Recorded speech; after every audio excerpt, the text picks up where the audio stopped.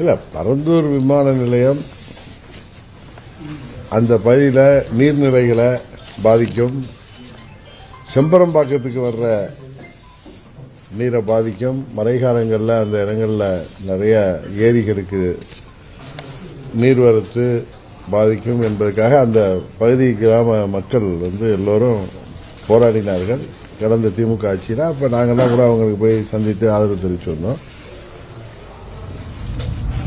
திரு விஜய் கூட அப்போ அங்கே போய் அவர்களுக்கு ஆதரவு தெரிவித்தார். அந்த திட்டத்திற்கு மாற்றாக நம்ம வேறு அங்கே மக்கள் ஏற்றுக்கொள்கின்ற திட்டம் கொண்டு வரணும். ஏன்னா அங்கே நிலமெல்லாம் கையெழுத்துப்படுத்திருக்காங்க. இப்போ திமுக முன்னாள் அமைச்சர் தங்கம் தென்னரசு சொன்னதை கூட நான் பார்த்துருக்கேன். ஆனால் அங்கே ஒரு மாற்று திட்டம், அந்த பகுதி மக்கள் விவசாயிகள் நீர்நிலைகளை பாதிக்காம என்ன காரணத்துக்காக போராடினார்களோ அதை பாதிக்காம அங்கே கையகப்படுத்தப்பட்ட நிலத்தில் விவசாயம் சார்ந்த சுற்றுச்சூழல் பாதிக்காத திட்டங்களை கொண்டு வர வேண்டும். அதுபோல அந்த பரந்தூர் விமான நிலையம் வராதால் நமது இன்டர்நேஷனல் ஸ்டாண்டர்ட் அளவுக்கு இப்ப இருக்கிற விமான நிலையத்தை விரிவுபடுத்துகிற செயலில் அந்த ஆட்சியாளர் செய்யணும். அதனால பரந்தூர் விமான நிலையம் வராமல் அது தடுக்கப்பட்டிருப்பது உண்மையிலேயே மகிழ்ச்சி அளிக்கிறது.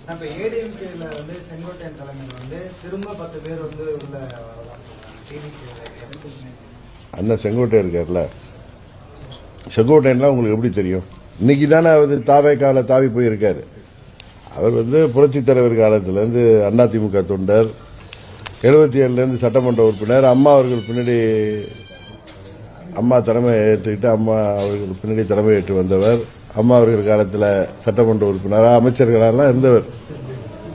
அவர் தன்னை கட்சியிலிருந்து அவரை நீக்கிவிட்ட கோபத்தில் அதனால அவர் போய் தாவேக்கால சேர்ந்தது. அங்கே அவர் சட்டமன்ற உறுப்பினராகி அங்கே அமைச்சராக இருக்குன்னா வேற. அவரை அடையாளம் காட்டி செங்கோட்டைன்னா இன்னைக்கு உலகத்துக்கு எப்படி தெரியும்? தமிழ்நாட்டுக்கு அந்த கட்சியை யாரோ ஒரு சிலர் பேர் உள்ள கோபத்தில் அந்த கட்சி அழிந்துவிடும் என்று நினைக்கிற அளவுக்கு ஒரு வன்மம் பிடித்த மனிதராக திரு செங்கோட்டையன் அவர்கள் இருப்பார் என்று நான் இதுக்கு முன்னாடி நினைச்சதே இல்லை. ஏன்னா அவரை திரு யூபிஎஸ்ஓ இல்லை மற்றவர்களோ அவர் கட்சியில் வெளியேறுவதற்கு காரணமாக இருந்ததுனால அவர் கோபமாக இருக்கலாம், வேற கட்சிக்கு போயிருக்கலாம். ஆனால் அந்த கட்சி மதிமுக அளவுக்கு போய்விடும். அதை அழிக்கின்ற செயலில் அவர் தேர்தல் முடிஞ்சதுலேருந்து நிறைய பேரை எங்கள் கட்சியை சேர்ந்தவங்களையும் அதிமுக சேர்ந்தவங்களெல்லாம் இவரே போன் போட்டு அழைத்து அங்கே போய் எல்லாரையும் நடுரோட்டில் நிறுத்திருக்காரு. ஏன்னா அவருடைய நிலைமை அங்கே என்ன இருக்குங்கிறது செங்கோட்டையன் எனக்கு 40 வருஷமா தெரியும். அவர் முகத்தை பார்த்தா கண்டுபிடிச்சிக்கிறாங்க அவருடைய நிலைமை என்னன்னு. இதுபோல பேசியது வன்மையாக கண்டிக்கத்தக்கது. அவரை அடையாளம் படுத்தி அவருக்கு முகவரி தந்து அவருக்கு பல முறை அமைச்சராக சட்டமன்ற உறுப்பினராக உருவாக்கிய இயக்கம் அழிந்துவிட வேண்டும். தனக்கு அங்கே இடம் இல்லை என்றும் தன்னை வெளியேற்றி விட்டார்களே என்கிற கோபத்தில் இன்னொரு புதுசா வந்திருக்க ஒரு கட்சியில போய் வால் பிடிச்சிட்டு இருக்கிறவரு அது ஆட்சிக்கு வந்து விட்டதுனால அங்க செங்கோட்டையன் இருக்காரு. அது வரலன்னா செங்கோட்டையன் என்ன பண்ணிருப்பாருன்னு அது ஒரு $1 பில்லியன் கொஸ்டின். அதே அந்த கட்சியை அழிந்து விடும். அதில் 10 பேர் வர்றாங்க. என்ன எது இப்படி வர்றாங்க? என்ன அவங்க விஜயோட ரசிகர்களா? இப்ப தஞ்சாவூர்ல சட்டமன்ற உறுப்பினர் விஜய் சரவண விஜய் ரசிகர் மன்றத்திலே இருக்கிறவர் எனக்கெல்லாம் தெரியாது. அவருடைய இல்லத்தரசி எங்க கட்சியில பொறுப்புல இருந்தவங்க. இவர் என்ன அங்க உள்ள அந்த எம்எல்ஏ எல்லாம் அவங்க வருவாங்கன்னு சொல்றாங்க. என்ன அடிப்படையில் எதற்காக வருகிறாங்கிறாங்க?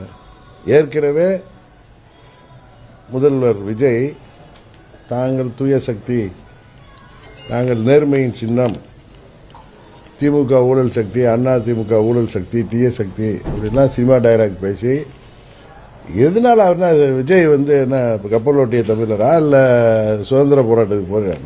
நான் உங்களுக்கு தெரியும், தேர்தலுக்கு முன்பு முதலாக இங்க இவர் தான் கேட்டார் என்ன விஜயோடைய பாதிப்பு எப்படி இருக்குன்னு. இங்க ஒரு திருமணத்துக்கு வந்தப்ப தமிழரசி மண்டபத்தில் விஜய் உறுதியாக விஜயகாந்த் மாதிரி ஒரு இம்பாக்டை உருவாக்குவார்னு சொன்னவனா. அப்புறம் யாரையும் நம்ம போய் விமர்சிக்கிற பழக்கம் நமக்கு இல்லை. நம்ம விமர்சித்தவர்கள் அது யாரா இருந்தாலும் விட மாட்டோம். அவர்கள் முதலாக 108 சட்டமன்ற உறுப்பினர் தான் இருக்காங்க. உங்களுக்கு 110 பேர் வேணும். அதற்காக ஆட்சி அமைக்க வேண்டும் என்பதற்காக சராசரி அரசியல்வாதியெல்லாம் விட கீழே இறங்கி அமமுக எம்எல்ஏவை ஒரு எம்எல்ஏ தாங்கிறதுனால அவரோட பேரம் பேசி அவர்கிட்ட காரில் உட்காந்து கையெழுத்து வாங்கி அவர் அந்த கடிதத்தை மறுத்து கவர்னர்கிட்ட அந்த மேட்டர் பெண்டிங் இருக்கு. காவல்துறையில் காமராஜே கொடுத்த கம்ப்ளைண்ட்டை இவங்க ஆக்ஷன் எடுக்கல. எல்லாம் இருக்கு, அதெல்லாம் அடுத்த கட்டம் இருக்கு. அதுக்கெல்லாம் ஒன்றும் எக்ஸ்பைரி இல்லை. அவர் சொல்றாருல 3 ஃபைல் எங்கள்கிட்ட இருக்கு, அதெல்லாம் தீர விசாரிச்சுட்டோம், ப்ரூஃபோட இருக்கு, அதை எடுக்க அதில் கையில் எடுக்க வச்சிடாதீங்கன்னா ஆக்ஷன் எடுக்க வச்சிடாதீங்கன்னு மிரட்டுறாரு. அதாவது ஒரு துறையில் ஊழல் நடந்தா அதில் நடவடிக்கை எடுக்க வேண்டியது தான் ஒரு ஆட்சியாளர் பொறுப்பை தவிர இது வரைக்கும் எந்த முதலமைச்சரும் நான் பார்த்ததில்ல அப்படி சட்டமன்றத்தில் இப்படி அதை ஒரு மிரட்டுவதற்கு பயன்படுத்துவார்கள் என்று. அதுக்கெல்லாம் திராவிட கட்சிகள்லாம் பயப்படுமாங்கிறது ரெண்டாவது.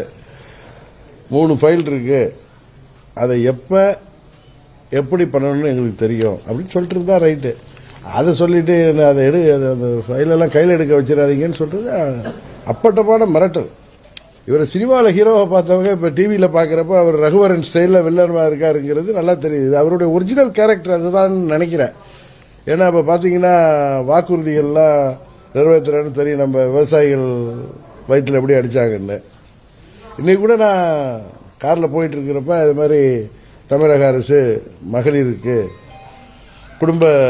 ஒவ்வொரு குடும்பத்திற்கும் 3 சிலிண்டருக்கான பணத்தை போடும். சரி பரவாயில்ல, இன்ஸ்டா போட்டு ஆட்சிக்கு வந்தவர்கள் இன்ஸ்டால்மெண்ட்டில் இதனால கொடுக்குறாங்கன்னு நினைச்சேன். ஆனால் அப்புறம் தான் தெரியுது கீழே ஆப்பு வச்சிருக்காங்க 2.5 லட்சத்துக்கு வருமானத்துக்கு கீழேன்னு.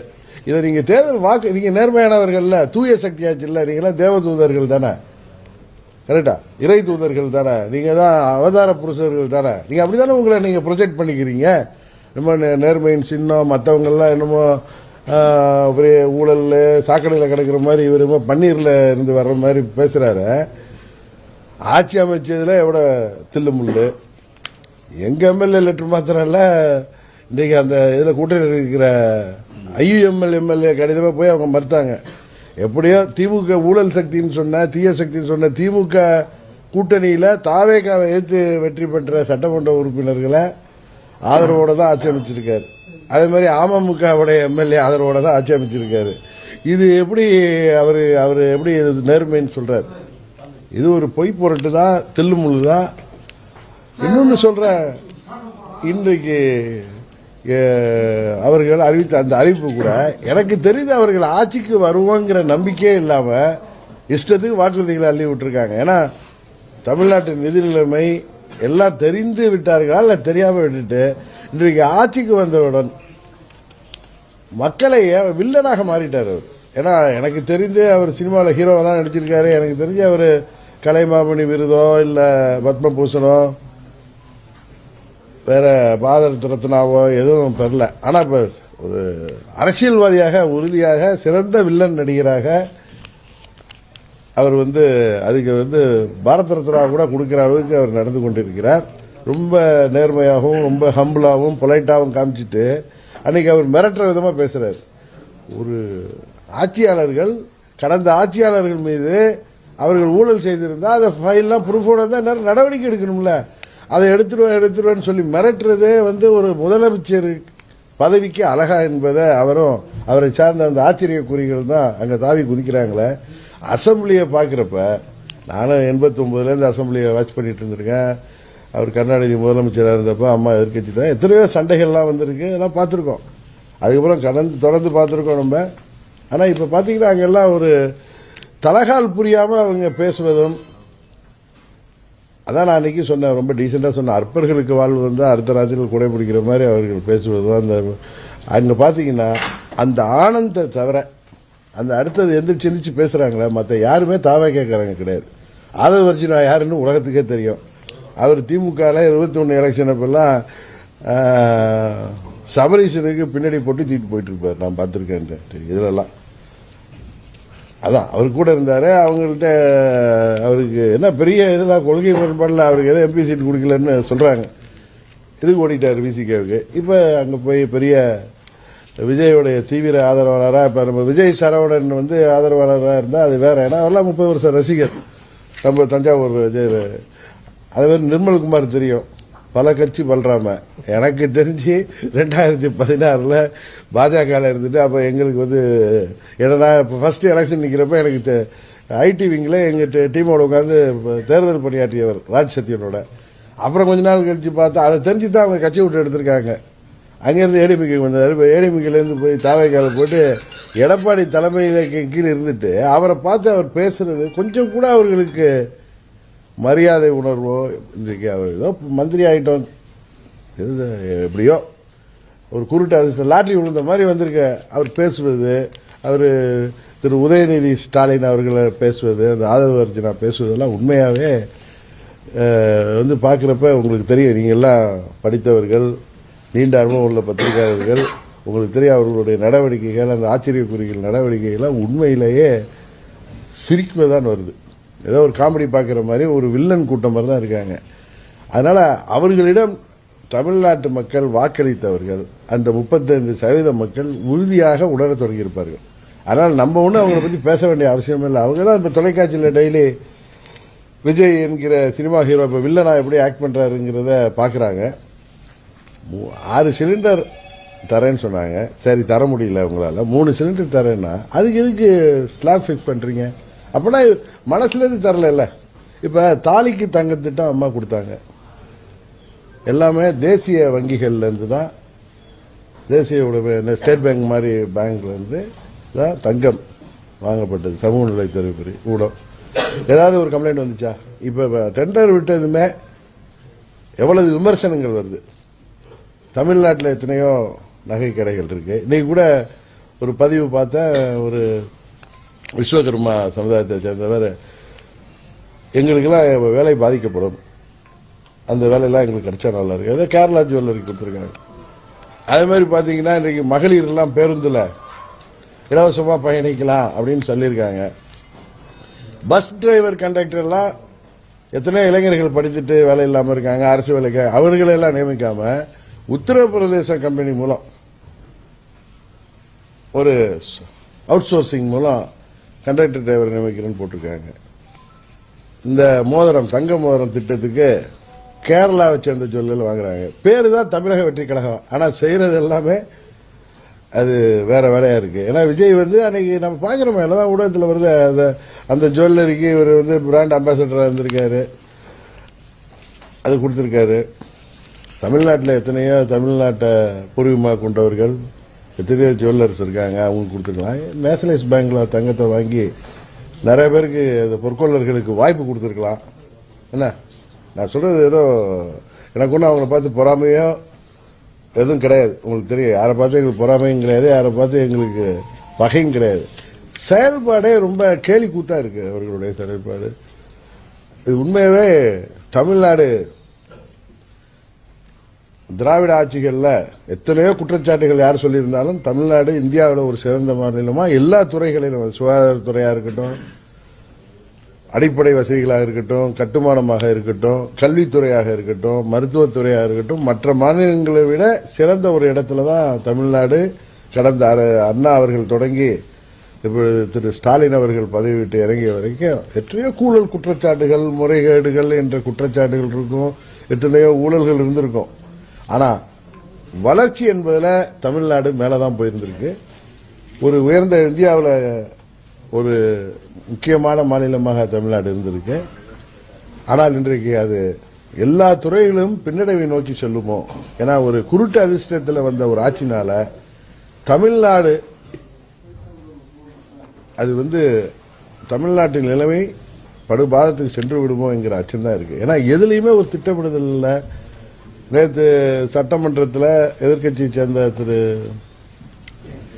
நமது PH பாண்டியன் அவர்களுடைய மனோஜ் பாண்டியன் அவர்கள் சரியான கேள்வி கேட்டாரு. தங்கத்தை உங்க ஹெல்த் மினிஸ்ட்ரியில எப்படி அது கொள்முதல் பண்றதுக்கு ஏதாவது சட்டத்தில் இடம் இருக்கா, அதை பார்த்துங்க, நீங்க அதை நீங்க லீகல் ஒப்பீடியெல்லாம் மறுபடியும் வாங்கிங்கிற சொல்ற அளவுக்கு தான் இவ்வளவு விமர்சனங்கள். அவர் எந்த நியமனம் செய்தாலும் ஆந்திரா கர்நாடகாக்காரங்கள டெல்லி ரெப்ரசன்டேட்டிவ், தான் கூடவே இருக்கிறவங்களுக்கு அரசு பதவி, ஜோசியருக்கு பதவி, அதை கேட்டா கோச்சிக்கிறாங்க. ஸ்பீக்கர் சேர்ந்து கோச்சிக்கிறாரு. அவர் உதயநிதி ஸ்டாலின் அன்னைக்கு சட்டமன்றத்தில் இவர் வந்து இது மாதிரி மிரட்டுற தோணியில பேசினார்ல முதலமைச்சர், அதெல்லாம் எடுக்க வச்சிடாதீங்கன்னா என்ன அர்த்தம்? அது என்ன அர்த்தம்? நாங்க துப்பாக்கி வச்சிருக்க எடுக்க வச்சிடாதீங்கன்னு சொல்ல மாதிரி அது எப்ப எடுத்து எப்ப சுடணும்னு எனக்கு தெரியும் சொன்னா நீங்களா ஏத்துக்குவீங்களா? அது மாதிரி தானே இருக்கு. என்னங்க நீங்க சொல்லுங்க, பெரியவர் சொல்லுங்க. அது மாதிரி பேசுறாரு அவர். அது கரையா கேட்கிற பஞ்சு டயலாக்லாம் சினிமாவில் பேசுறாரு. அதுக்கு சபாநாயகர் நீங்க சொல்லக்கூடாதுங்கிறாரு யார்? ஜேசிடி பிரபாகரன். இதுல என்ன ஒரு பெரிய காலத்தின் என்ன சொல்லுவாங்க அதுக்கு எனக்கு சொல்ல தெரியல கொடுமை. இந்த புரட்சி தலைவர் இதய தெய்வம் அம்மா அவர்கள் காலத்தில் சட்டமன்ற உறுப்பினரா அமைச்சரா இருந்தவங்கெல்லாம் இப்படி போய் அவர்கள் அந்த இயக்கத்திற்கும் திராவிட கட்சிகளுக்கு எதிராக மனசாட்சியே இல்லாமல் நடந்து கொள்வது உண்மையிலேயே வருத்தம். அண்ணன் செங்கோட்டையன் அவர்களுடைய இந்த பேச்சுங்கிறது வன்மையாக கண்டிக்கக்கூடியது. அவர் எந்த இயக்கத்தால இத்தனை செங்கோட்டையன் எல்லாரும் இல்லாட்டி அவர் தெரியுமா? அவர் ஊரை தாண்டி வெளியில இவ்வளவு தூரம் அவர் இருந்திருக்காருன்னா அந்த கட்சி மதிமுக அளவுக்கு பிறகு மதிமுக கூட்டணியில வச்சுட்டே பேசுறாரு. நிச்சயம் நடக்காது செங்கோட்டையன். நீங்கள் தான் வீழ்ச்சி அடைவீர்கள். புரட்சி தலைவர் புரட்சி தலைவி அம்மா அவர்களால் கட்டிக்காக்கப்பட்ட இயக்கம் என்றைக்கும் வீழ்ச்சி அடையாது.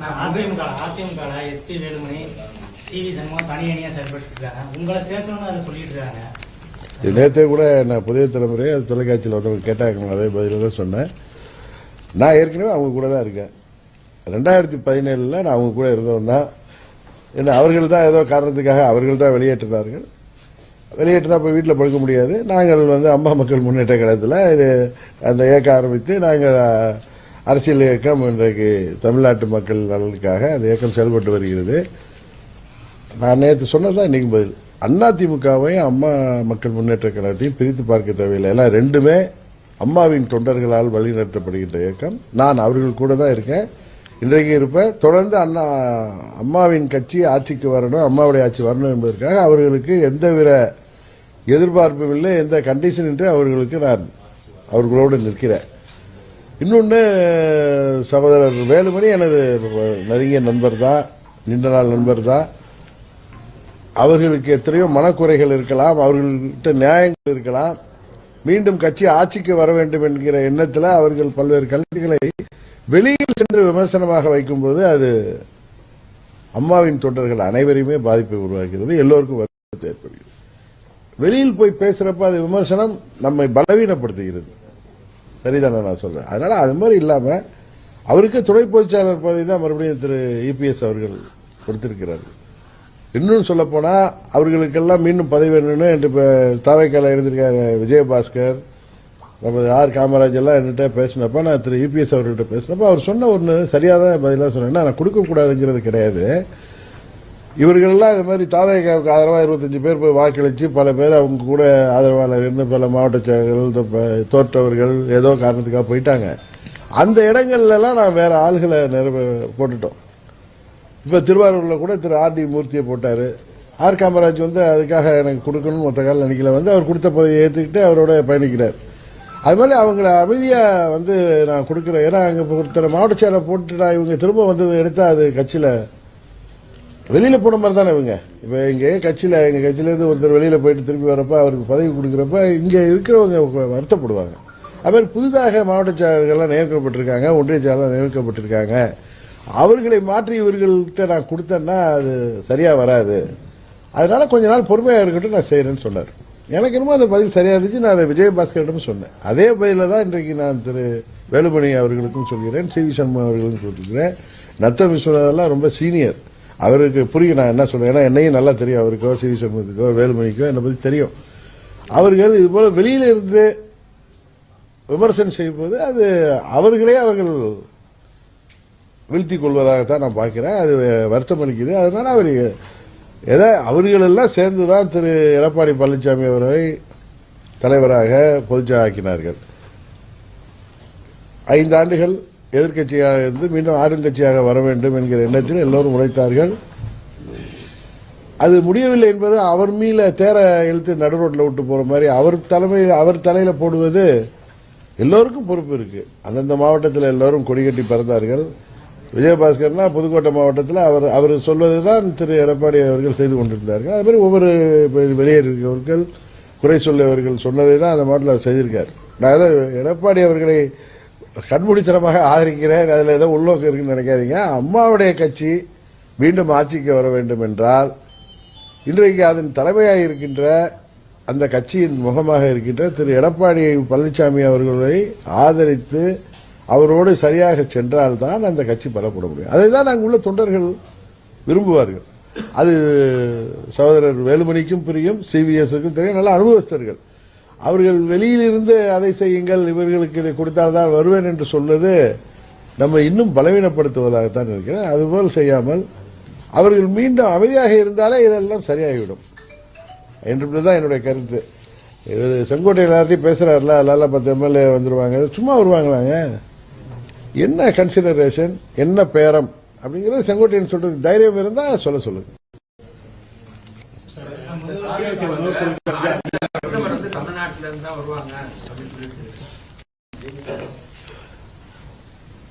சிரிப்பு தாங்க வருது.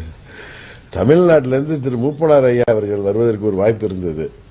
அன்றைக்கு அது வராமல் முடிஞ்சு விட்டது. தமிழ்நாட்டிலிருந்து ஒருத்தர் இப்பொழுது வருவதா என்று கண்ணு கேட்டியவரை இன்னும் எனக்கு தெரிந்து இன்னும் அவர் தமிழ் படத்துல தானே ஹீரோவா நடிச்சாரு. இங்கதானே அந்த இன்ஸ்டா ஓடும், நாட்டில் அந்த இன்ஸ்டா ஓடாதுங்க.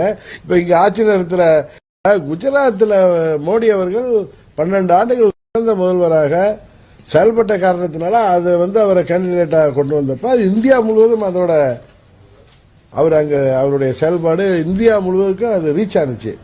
இவர் இங்க சிறந்த செயல்பாடு எல்லாம் பண்ணிட்டு அவர் 12 வருடம் 2 எலெக்ஷன் 3 எலெக்ஷன்ல ஜெயிச்சுட்டு அவர் அங்க ஒரு சிறப்பான நிர்வாகத்தை கொடுத்த காரணத்தினாலதான் அவங்களால அவங்க பிஜேபியால அவரை கேண்டிடேச்சரை ப்ரமோட் பண்ண முடிஞ்சிச்சு. தமிழ் கன்னியாகுமரி வரைக்கும் அன்னைக்கு ஜெயிச்சாங்க. இன்னொன்னு, மோடி அவர்கள் சிறந்த நிர்வாகி, நல்ல அரசாங்கம் கொடுத்திருக்காரு, குஜராத்தில் டெவலப்மெண்ட் கொடுத்திருக்காரு, மத கலவரம்லாம் இல்லை, அங்க ஜாதி மோதல் இல்லை, மத மோதல் இல்லைங்கிறது ப்ரூவ் ஆனிச்சு. அது மாதிரி ஒரு ப்ரூவ் பண்ணிட்டு யாருக்கும் ஆசைப்படுறது தப்பு இல்லை, அதுக்கான கால நேரம் வரட்டும். முதல்ல இங்க சொன்னதை செய்யுங்க. இங்க தமிழ்நாட்டு மக்களை ஏமாற்ற பாக்குறீங்க. உண்மையா பார்த்தா நான் கூட அவர் விஜய் பற்றி நினைத்ததான் அவருடைய செயல்பாடு. அவர் ஒரு ஹீரோ நடிகரா இருந்திருக்காரு. ஆனா அவருடைய ஆக்டிவிட்டிஸ் எல்லாமே ஒரு வில்லத்தனமா தான் இருக்கு நான் பாக்குற வரைக்கும். ஏன்னா அன்னைக்கு 3 ஃபைல் இருக்கு, அதை எடுக்க வச்சிடாதீங்கன்னு சொல்றது ரொம்ப ரொம்ப கண்டிக்கத்தக்க விஷயம். எல்லாம் மிரட்டுறது தானே. அது மாதிரி அவரை எதிர்த்து பேச, அதாவது மகாராஷ்டிரா வழக்கு, அவமதிப்பு வழக்கு போட வேண்டியதுக்கெல்லாம் கைது நடவடிக்கைங்கிறது என்ன? அவர் என்ன நினைச்சிட்டு இருக்காரு? அவரு ஜோசப் விஜயின் பேருக்கிறதுனால அவரு என்ன நினைச்சிருக்காரு அவரை பத்தி தெரியல எனக்கு. அது மாதிரி அவங்க கட்சியை சேர்ந்தவங்க, அந்த நிர்மல்குமார் போன்றவர்கள், ஆதவ அர்ஜுனா போன்றவர்கள், நிறைய பேர்லாம் எல்லாம் நீங்க கேள்விப்பட்டிருப்பீங்க. கோயபல்ஸ் பேரை முழு பேர் உங்களுக்கு தெரிஞ்சிருக்கும், ஜோசப் கோயபல்ஸ். எல்லாமே அந்த ஜோசஃபா தான் இருக்காங்களே தவிர கோயபல்ஸா தான் இருக்காங்க. ஒரு பொய்யை திருப்பி திருப்பி பேசுறாங்க. இன்னைக்கு 6 சிலிண்டர் 3 சிலிண்டர் அறிவிக்கிறோம், மறுபடியும் நிதிநிலை காரணம் மறுபடியும் அறிவிக்கிறேன்னு சொல்லலாம். விவசாயிகளை எப்படி ஏமாத்திட்டு விவசாயிகளை இன்றைக்கு வஞ்சித்தார்களோ அது மாதிரி இதுவும் அது மாதிரிதான் வரும். ஆனால் 2.5 லட்சம் ரூபாய்க்கு அது கீழே உள்ளவங்க எலெக்ஷன் முன்னாடி சொல்லியிருந்தீங்கன்னா நீங்க நேர்மையானவர்கள், தூய சக்தின்னு ஒத்துக்கலாம். இது சரியான ஏமாற்று வேலை தானே. அதிகாரிகளுடைய செயல்பாடுகள் சார், அவரு சார் விஜய் சொல்றத அவங்க கட்சியில உள்ளவங்களே கேட்கறது இல்ல. அதிகாரிகள்லாம் பழம் தின்னு கொட்டை போட்டவர்கள், எத்தனை அனுபவஸ்தர்கள். இவர்களால சொல்றது தப்பா எடுத்துக்காதீங்க. 7,930 கோடிங்கிறத பார்த்து கூட ஒழுங்கா படிக்க தெரியாதவர்கள் அங்க முக்கிய பொறுப்புகள் இருக்கிறப்ப அதிகாரிகள் அவர்களுடைய காலிபரை ஈஸியா அசஸ் பண்ணிடுவாங்க. அதனால இவர்கள் சொல்றாங்க ஊழலே கிடையாதுன்ட்டு, லஞ்சம் கிடையாதுன்னு. அவர்கள் கொடுத்திருக்க டெண்டர்ல அதுக்குள்ளாரே நிறைய விமர்சனங்கள் வர ஆரம்பிச்சுட்டு, இந்த தங்கம் வாங்குறதா இருக்கட்டும். இப்ப அம்மா காலத்துல இங்க நேஷனலைஸ்ட் பேங்க்ல, ஸ்டேட் பேங்க் மூலம், மற்ற வங்கிகள் மூலம் தான் வாங்கியிருக்காங்க. அதுக்கப்புறம் திரு எடப்பாடி அவர்கள் ஆட்சியிலையும் அதான் நடந்திருக்கு நான் விசாரித்த வரைக்கும். இவர்கள் இது போல வங்கி அரசு உடைமையாக்கப்பட்ட வங்கிகளை வாங்கியிருக்கலாம். அந்த நகை செய்கிறத இது தமிழ்நாட்டை சேர்ந்த ஜுவல்லர்களுக்கு பூர்வீகமாக கொண்டு கொடுத்தா இங்க நிறைய பேர் இங்க உள்ளவங்களுக்கு வேலை வாய்ப்பு கிடைச்சிருக்கும். இதெல்லாம் விட்டுட்டு போய் கேரளாவை சேர்ந்த இவர் பிராண்ட் அம்பாசடரா இருந்த நிறுவனத்துக்கு கொடுக்க வேண்டிய அவசியம் என்ன? இதுக்கெல்லாம் பின்னாடி ஃபைல் நோண்டி பார்க்க வேண்டிய காலம் வரும். அது 5 ஆண்டுகள் கழித்து வரதான் செய்யும். என்ன அது மாதிரி இந்த ஏதோ ஒரு உத்தரப்பிரதேச கம்பெனிக்கு போய் டெண்டர் கொடுக்க வேண்டிய அவசியம் என்ன காரணம்? அது பிரைவேடைஸ் இது அவுட் சோர்சிங்க தனியாருக்கு கொடுக்க வேண்டிய அவசியம் என்ன? வேலை வாய்ப்பை உருவாக்கும். இளைஞர்கள்லாம் வாக்களிச்சிருக்காங்க. இதுல உறுதியாக விஜய் சினிமாவில் வர்ற ஹீரோ நான் கிடையாது, நான் ஒரு வில்லன் தான் என்பதை உறுதியாக தாவரே நிரூபிக்கின்ற காலம் வரப்போகிறது. அதுவரை நாம் பொறுத்திருப்போம். தமிழ்நாட்டு மக்களே அதை புரிந்து கொண்டு இருக்கிறார்கள்.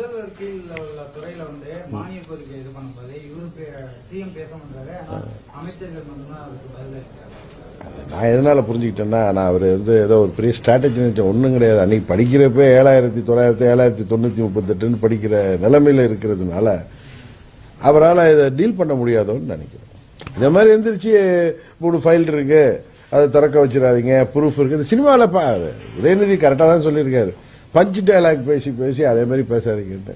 அது மாதிரி இன்ஸ்டால ரீல் போட்டு ஆட்சிக்கு வந்தீங்க. திரும்ப நான் சொல்றேன், இன்ஸ்டால அதே மாதிரி இப்ப ரீல் விட்டு ஆட்சியை தொடரலாம்னு நினைக்கிறீங்க. தமிழ்நாட்டு மக்கள் ரொம்ப விழிப்புணர்வு மிக்கவர்கள், உறுதியாக இதெல்லாம் பார்த்துட்டு இருக்காங்க. அவர்களே இதுக்கான தீர்வை தந்து விடுவார். கம்யூனிஸ்ட்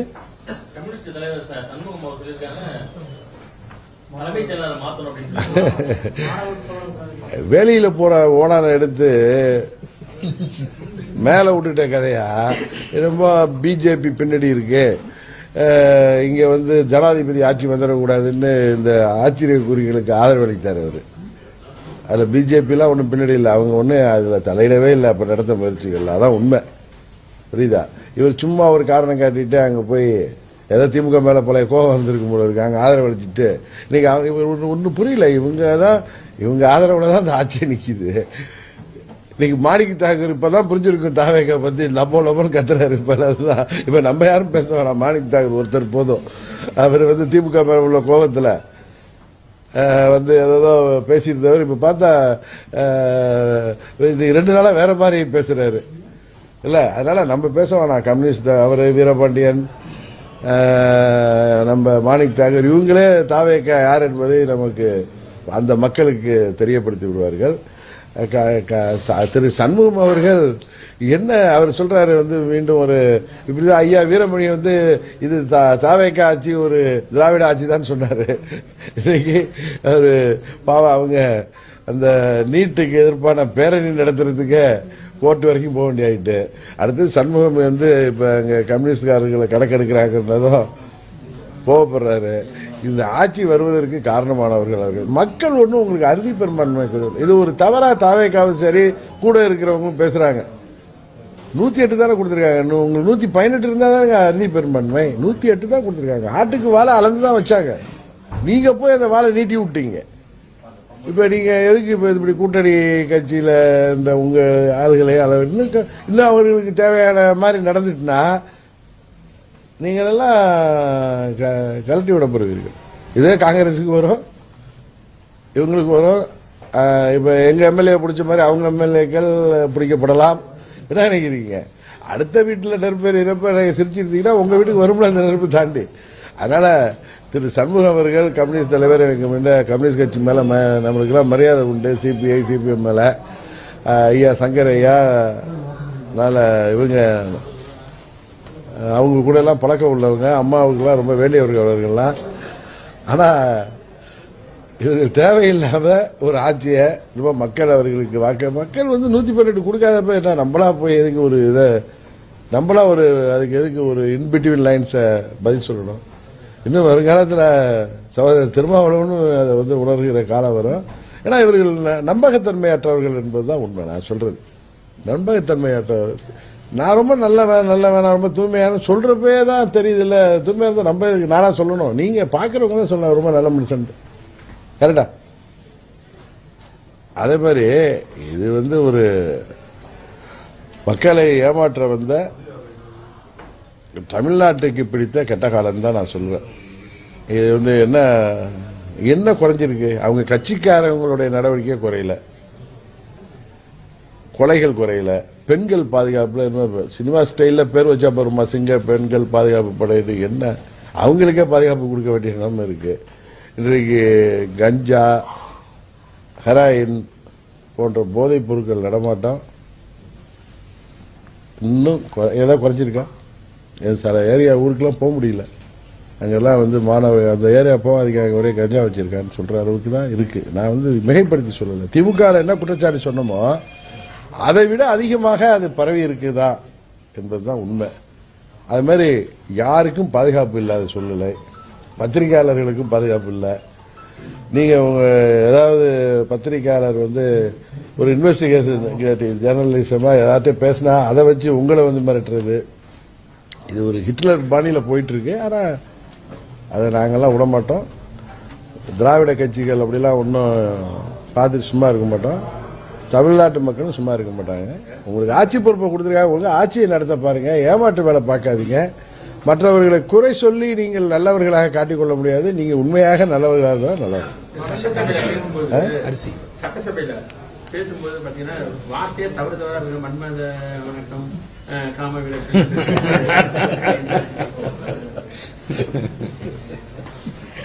இதான் சொன்னேன்ல, எல்லாம் ஏதோ சொல்லுவோமே எல்லாரும் காலம் ஆல் டைம் பாத்தீங்கன்னா ரைட்டு சிலிண்டருக்கு 3 சிலிண்டருக்கு பணம் கொடுத்துருக்கா அதை பாராட்டுவோம். அதுக்கு ஒரு ஸ்லாப் வச்சு அதில் ஒரு ஏமாத்து வேலை பண்ணா கூட அது மீறி பாராட்டுறோம்னு வச்சுங்க. நீங்க விலைவாசிலாம் எப்படி இருக்கு? அரிசி விலையெல்லாம் தாறுமாறா இருக்கு. சாதாரண அரிசியிலேருந்து ஒரு எனக்கு தெரிஞ்சு 15 ரூபாயிலேருந்து பொன்னி அரிசியில 60-70 ரூபாய் வரைக்கும் இருக்கு. சர்க்கரை விலை இருக்கு, பருப்பு, எல்லா மளிகை பொருட்களும் விலை உயர்ந்திருக்கு. அதெல்லாம் கண்ட்ரோல் பண்றதுக்கு எந்த நடவடிக்கை இல்லை. முதலமைச்சர் வெள்ளிக்கிழமை வேணா பட்டு சட்டை போட்டு வந்துட்டா போதும், அவங்க ரசிகர்களுக்கு வேணா பிடிக்கும், மக்களுக்கு பிடிக்கணும். ஏன்னா இன்னொன்னு சொல்ற, அவங்க ஆட்சிக்கு வந்த புதுசுல கோயம்புத்தூர்ல அந்த வடவெல்லியா அங்க ஒரு சின்ன பெண்ணு, ஒரு பள்ளி செல்ற மாணவியை ஒருத்தர் கற்பழித்து கொலை செய்தது, பாலியல் வன்கொடுமைக்கான விஷயம் ரொம்ப இதானப்ப ஒரு பெண்மணி பேட்டி கொடுக்கிறாரு, பார்த்துருப்பீங்க. நான் எல்லா தொலைக்காட்சியிலும் வந்துச்சு, நீங்க கவனிச்சிங்களா இல்லையா? நீங்க சினிமாவில் ஹீரோவா இருந்து எல்லாம் செஞ்ச மாதிரி செய்வீங்கன்னு பார்த்தோன்னே இவர் என்ன சினிமாவில் 100 பேர் அடிக்க முடியுங்க? கரெக்டா?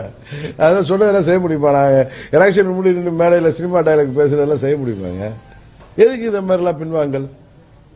எதுக்கு 6 சிலிண்டருக்கு கொடுக்க வேண்டிய எல்லாம் எங்களால் இப்போ 3 சிலிண்டர் கொடுக்குறோம்னு சொல்லலாம்ல. அதுக்கு ஏன் ஸ்லாப் வைக்கிறீங்க? விவசாய கடன் வந்து நம்ம கேட்டோமா? விவசாயிகள்லாம் கேட்டாங்களா வந்த உடனே ரத்து பண்ணுங்கன்னு?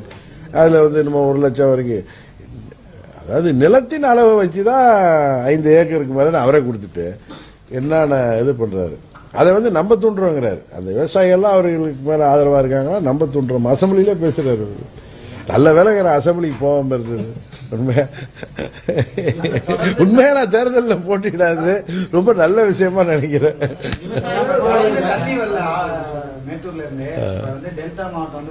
ஆமா ஆமா, அடுத்த பிறவில விவசாய பிறக்கணும்னாருல, அதெல்லாம் சும்மா விஜய் சினிமா டைலாக் வந்து வாழ்க்கைக்கு உதவும். ஏட்டுச்சோறுக்காய் கூட்டுக்கு உதவாதுமாங்க.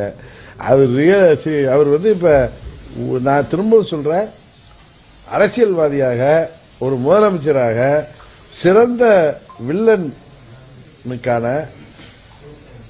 பத்மபூஷன் விருதை பெறுகின்ற அளவுக்கு அவருடைய செயல்பாடுகள், பேச்சு, அசம்பிளியில் மிரட்டுறது எல்லாம் இருக்கு. அதை குறைச்சிக்கிட்டு ஒரு ஆட்சியை நடத்தினா நல்லா இருக்கும். ஆமா ஆமா, அவங்க கட்சியில யாரோ 10-20 எம்எல்ஏக்கு வேணா கார் இல்லாம இருக்கும். அதாவது கட்சி நீதி தான் ஒரே உச்சபட்ச நிறைமா உச்சபட்ச வருமானத்தை எல்லாம் விட்டு வந்துட்டு கொஞ்சம் மனசு வச்சு ஒரு 20 பேர் கார் வாங்கி கொடுக்கலாம். இதுல கார் வாங்கி கொடுக்கறது இப்ப தமிழ்நாடு நிதிநிலையில அந்த பணம் விவசாய கடனை அடைக்க பணம் இல்லைங்கிறீங்க. இப்ப இந்த 3 சிலிண்டர் கொடுக்கறதுக்கு ஸ்லாப் வச்சு ஏமாத்துறீங்க. நீங்க சொன்ன மாதிரி செய்யாம கார் வாங்க வேண்டிய எங்க இருந்து பணம் வந்துச்சு? அது இல்லாம ஒன் டைம் கிடையாது, அதுக்கப்புறம் மாசம் 25,000 ரூபாய் அதுக்கு மேலே இருந்துச்சு. ஓகே, பிஏ சேலரி கூட எம்பிக்கெல்லாம் கொடுக்குற மாதிரி கூட அதை அலாட் பண்றது தப்பு கிடையாது. இது வந்து அவங்க எம்எல்ஏக்கள் தக்க வைத்துக் கொள்வதற்கும், நான் அண்டர்லைன் பண்றேன், தக்க வைத்துக் கொள்வதற்கும், எதிர்கட்சிகள் எல்லாம் அனுபவஸ்தர்கள் கைத்தால் உட்கார்ந்துருக்கிறவங்களா இவர்கள் மேல் சட்டமன்றத்தில் அவர்கள் கேட்கிற கேள்வி கணைகளை இவர்களால் சமாளிக்க முடியாது. தாஜா பண்றதுக்கும் 234 பேருக்கும் காரணம் அறிவிச்சிருக்காரு. இதுதான் உண்மை. அது தேவையா அந்த திட்டம் என்பது 23ஆம் புலிகேசி மாதிரி இருக்கு இந்த ஸ்டைல் ஆஃப் கவர்னன்ஸ் அப்படிதான் சொல்ல முடியும். சார் ஒரே கேள்விதான் சார். தனியார் நிறுவனம் தனியார் பள்ளிகளும் வந்து இப்போ வந்து பாத்தீங்கன்னா நாங்க வந்து ஏதோ ஒரு ரினிவல் பண்றதுக்கோ ஒரு புது திட்டங்களுக்கு வந்து இன்னொரு கமிஷன் கொடுக்க வேண்டியது இல்லை. சாதாரண தஞ்சாவூர் ஐடி பார்க் ஓபன் பண்ணாங்க, அதுல வந்து 24 லட்சம் ரூபாய் பணம் கிட்டிருக்காங்க ஓபன் பண்றதுக்கு. ஆனா இந்த ஆட்சியில வந்து கிடையாது, நாங்க வந்து ஒரே நாள்ல போய் பர்மிஷன் பண்ணிட்டு வந்தோம் அப்படின்னு சொல்றாங்க. அதே மாதிரி தனியார் பள்ளிகளையும் வந்து ரினிவல் பண்றதுக்கு 5 லட்சம் ரூபாய் வரைக்கும் நாங்க பணம் கொடுத்தோம், ஆனா இந்த வாட்டி அந்த மாதிரி எதுவும் கிடையாது அப்படின்னு சொல்லியிருக்கோம் அப்படின்னு சொல்லியிருக்கோம். இல்ல அதாவது இவங்க மிஸ்டர் கிளீனா காமிச்சிக்கிறாங்க, அதோடைய வெளிப்பாடுலாம் இதுதான். இன்னும் கொஞ்சம் பொறுத்துருங்க சார், இப்பதானே 3 மாசம் ஆகுது, பொறுத்துருங்க. இதுல இடங்கள்ல இப்படி காமிச்சிக்கிறாங்க, கரெக்டு தானே, பாத்துக்குவோம். பார்ட்டி ஃபண்ட் பார்ட்டி ஃபண்டு சொல்லிட்டு டாஸ்மாக் அந்த டெக்னிக்கல் இருக்கக்கூடிய அந்த இதுக்கு வந்து 2 ஆட்சி இருக்கும்போது பார்ட்டி ஃபண்ட் சொல்லி அது ஒரு 100 கோடி ரூபாய் மேல மாசம் அப்படின்னு சொல்றாரு. இது வெயிட் பண்ணுங்க சார், இப்பதானே சார் 3 மாசம் ஆகுது. இப்பதான் எவ்வளவு அவங்க கட்சி நிர்வாகிகள் மேல எவ்வளவு குற்றச்சாட்டு வருது, கொஞ்சம் வெயிட் பண்ணுங்களேன். இப்பயும் நிறைய வரப்போகுது, நிறைய விஷயங்கள் நாங்க கேள்விப்படுறோம், எங்களுக்குன்னா வராம இருக்காது. அதெல்லாம் கொஞ்சம் ஊர்ஜிதமாவட்டும் சொல்றேன் உங்களுக்கு, சரியா? அதனால நீங்க அவங்க ஊழலற்ற ஆட்சி தருவேன்னு சொல்றாங்களே தவிர அது உண்மையா என்னங்கிறத வெயிட் பண்ணி தான் தெரிஞ்சுக்கணும்னு சொல்றேன். ஏன்னா இவர்கள் அது மாதிரி நபர்களாக நமக்கு தெரியல.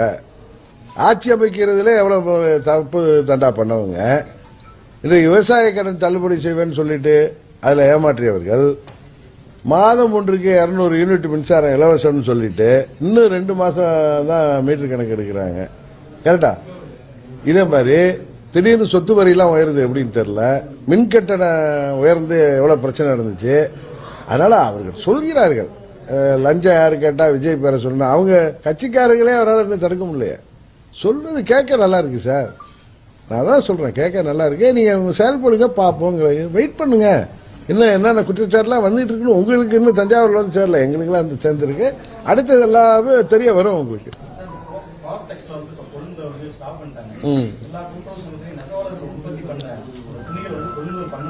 சூழ்நிலை இருக்கு.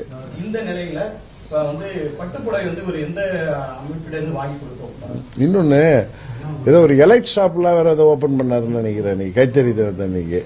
இது நிறைய இடங்கள்ல கைத்தறி நெசவாளர்கள் பாதிக்கப்படுறாங்க. அவர்களுக்கு அதை பற்றி தெரிகிறதா என்னன்னு தெரியல.